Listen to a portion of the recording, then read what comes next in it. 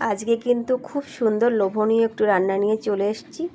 একদম অল্প উপকরণে, ঘরে থাকা উপকরণ দিয়েই কিন্তু এই রেসিপিটি তৈরি করা যাবে এবং দুটো ডিম দিয়ে 5 থেকে 7 জন মানুষকে কিন্তু পরিবেশন করা যাবে। তো নমস্কার বন্ধুরা, কমলিকা রান্নাঘরে সবাইকে স্বাগত। সবাই কেমন আছো? আশা করছি সবাই ভালো আছো। এখন দেখো আমি এই রেসিপিটি বানানোর জন্য কি নিয়ে নিয়েছি। এখানে 50 গ্রাম মসুর ডাল ভিজিয়ে রেখেছিলাম, রসুন, আদা, একটি আলু, দুটো ডিম, দুটো টমেটো আর পেঁয়াজ তো অবশ্যই লাগবে। তো আলুটি কিন্তু আমি এখানে গ্রেটার দিয়ে গ্রেট করে নিচ্ছি, একদম ছোটো জালের যে গ্রেটারগুলো হয় ওটা দিয়ে গ্রেট করে নিলে কিন্তু রেসিপিটা খুব দারুণ হয় খেতে। তো দেখো আমার কিন্তু আলুটা গ্রেট করা হয়ে গেছে। এখানে আমি মসুর ডালের ভিতরে দুটো লঙ্কা আর এক টুকরো আদা দিয়ে কিন্তু পেস্ট বানিয়ে নেব। তো আমার যথারীতি আলুটা গ্রেট করে নিয়ে আলুটার থেকে জলটা কিন্তু বের করে নিয়েছি। জলটা থাকলে একটু জল ভাবটা বেশি থাকবে। তা আমার মসুর ডালটা বাটা হয়ে গেছে। এখন দেখো মিডিয়াম সাইজের দুটো পেঁয়াজ নিয়েছি, একদম লম্বা লম্বা কুচি করে কেটে দিয়েছি। তার সঙ্গে একটা টমেটো কেটে দিয়েছি। আর এখান তো অবশ্যই ডিম লাগবে। ডিমে কিন্তু রেসিপিটা অনেক বেশি সুস্বাদু করে তুলবে। আমার চ্যানেলে এখনও নতুন হয়ে থাকলে অবশ্যই চ্যানেলটি সাবস্ক্রাইব করে দিই, পাশে থাকা বেল আইকনটি অন করে দিও। তাতে করে যখনই নতুন কোনো ভিডিও আপলোড করব সবার আগে তোমার কাছে পৌঁছে যাবে। পুরনোদের অনেক অনেক ধন্যবাদ এইভাবে আমার পাশে থাকার জন্য, সাথে থাকার জন্য। তো দেখো এখানে কিন্তু আমি সমস্ত কিছু উপকরণ প্রায় দেওয়া হয়ে গেছে। লাস্টে নুন, হলুদ, একটু জিরে গুঁড়ো, লঙ্কা গুঁড়ো আর দেব 2 চামচের মতো ময়দা। এখানে যদি কারো মনে হয় ময়দাটা স্কিপ করবে, সুজি দেবে, সুজিও দিতে পারো। এভাবে কিন্তু ব্যাটারটাকে আমি রেডি করে নেব হাত দিয়ে মেখে। আমি 2 চামচের মতোই ময়দা দিয়ে দিয়েছি। এবার হাত দিয়ে ভালো করে মেখে এটাকে কিন্তু আমি 15 থেকে 20 মিনিটের জন্য রেস্টে রেখে দেব চাপা দিয়ে। এই রেসিপিটা এত ভালো খেতে হয়, ছোট থেকে বড় সবার কিন্তু ভীষণ প্রিয়। একদম কম টাইমে কিন্তু এই রেসিপিটা বানানো যায়। ভালো লাগলে একদিন অবশ্যই রেসিপিটি বানিয়ে ট্রাই করতে পারো। দেখো আমার 10-15 মিনিট রেখা হয়ে গেছে। এখন হাতা দিয়ে একটু নাড়িয়ে চাড়িয়ে নিলাম। তারপরে বড় একটি ননস্টিক বসিয়ে দিলাম, কেননা আমি কিন্তু একটা অমলেটের মতো বানাবো, সে কারণে একটু জায়গাটা বড় লাগবে। তো অমলেটের মতো বানাতে গেলে এই ননস্টিকটা একদম পারফেক্ট। এখানে আমি তেল দিয়ে দিয়েছি, সর্ষের তেল। তেলটা বেশ গরম হয়ে গেছে। আস্তে করে কিন্তু আমি মেখে রাখা উপকরণটা আমি তেলের উপরে দিয়ে দিলাম।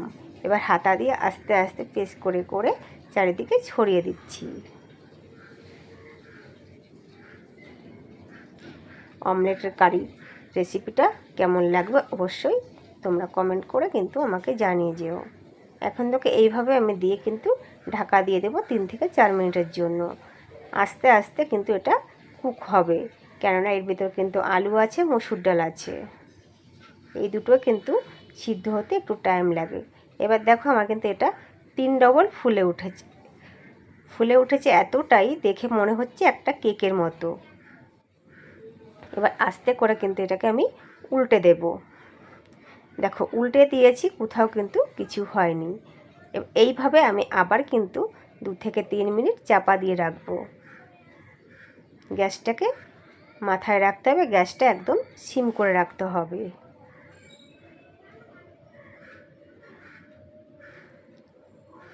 এটা কিন্তু ভীষণ লোভনীয় একটি রান্না বন্ধুরা। এবার কিন্তু 2 পিঠ হয়ে যাওয়ার পরে যে যার মতো করে শেপ করে নিতে পারো, ছোট কিংবা বড়, চৌকো। আমি কিন্তু আমার মতো করে শেপ করে নিচ্ছি। শেপ করে নেওয়ার পরে কিন্তু একটু তেল দিয়ে এটাকে সুন্দর নেড়েচেড়ে ভেজে নেওয়া যাবে। কতগুলো টুকরো এসেছে দেখে নাও।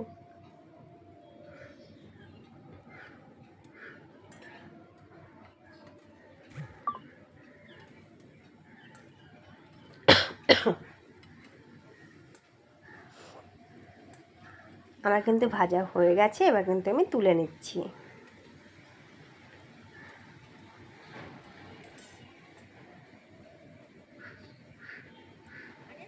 পরিষ্কার করে তুলে নিয়েছি। এবার কিন্তু ননস্টিকে আবার একটু সর্ষের তেল দিয়ে দিলাম। এখন কিন্তু আমি পেঁয়াজ আর ব্যবহার করব না। দুটো তেজপাতা, একটু জিরে ভালো করে ফোড়ন হয়ে যাবে। তারপরে কিন্তু আমি জিরে বেটে রেখেছি, জিরে, আদা, রসুন। গরমে খুব বেশি পেঁয়াজ কিন্তু ভালো লাগে না খেতে। তারপরে এবার কিন্তু প্রথমেই টমেটোটা দিলাম। টমেটোটা একটু সিদ্ধ হতে টাইম লাগবে, তাই একটু চাপা দিয়ে দিয়েছি। অর্ধেক কিন্তু টমেটোটা সিদ্ধ হয়ে গেছে। এবার আমি জিরে বাটা দিয়ে দিলাম, তারপরে দিলাম রসুন বাটা, তারপরে দিলাম আদা বাটা। এগুলো কিন্তু দিয়ে আস্তে করে সমস্ত কিছু সুন্দর করে কষিয়ে নেব।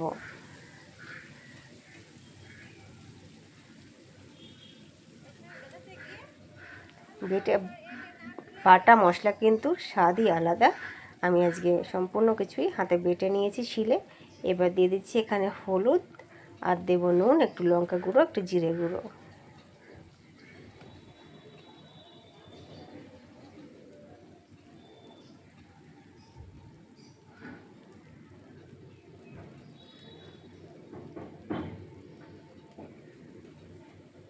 সমস্ত কিন্তু মশলা আমার মেশানো হয়ে গেছে। এবার একটু জল দিয়ে কিন্তু এটাকে সুন্দর করে কষিয়ে নেওয়ার পালা।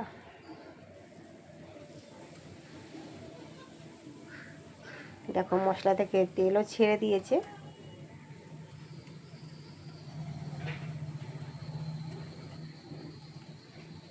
এবার কিন্তু পরিমাণ মতো জল এখানে মিশিয়ে দেব। খুব বেশি জল দেব না, আমি কিন্তু এই রেসিপিটি একদম মাখাই রাখবো।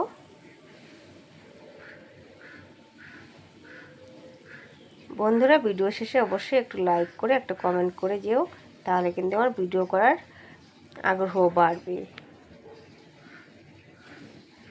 দেখো ঝোলটা কিন্তু ফুটে গেছে সুন্দর করে। এবার এই অবস্থায় আমি কিন্তু একটু গরম মশলা এখন মিশিয়ে দিচ্ছি, কারণ অমলেটের কারি তো, যে অমলেটটা দেওয়ার পরে কিন্তু বেশি নাড়াচাড়া যাবে না, যেহেতু আলু দেওয়া আছে, সমস্ত কিছু মিলেমিশে ভেঙে যেতে পারে। সুতরাং আমি এখনই গরম মশলা দিয়ে দিলাম। ঝোলের চারিদিকে কিন্তু গরম মশলার ফ্লেভারটা চলে যাবে। এবার একে একে কিন্তু অমলেটগুলো আমি দিয়ে দিচ্ছি। এই জলটা কিন্তু পুরো এই অমলেটে খেয়ে নেবে। এইভাবে কিন্তু আর 2 থেকে 3 মিনিট রান্না করলেই কিন্তু আমার অমলেটের কারি রেডি হয়ে যাবে। এত ভালো একটা ফ্লেভার বেরোচ্ছে বন্ধুরা। তো দেখো আমার কিন্তু অমলেটের কারি রেডি হয়ে গেছে। সকল বন্ধুরা ভালো থেকো, সুস্থ থেকো, এভাবে সকলের পাশে থেকো। দেখা হবে নতুন কোনো ভিডিওর সঙ্গে। ততক্ষণ সবাই সুস্থ থেকো। Bye bye.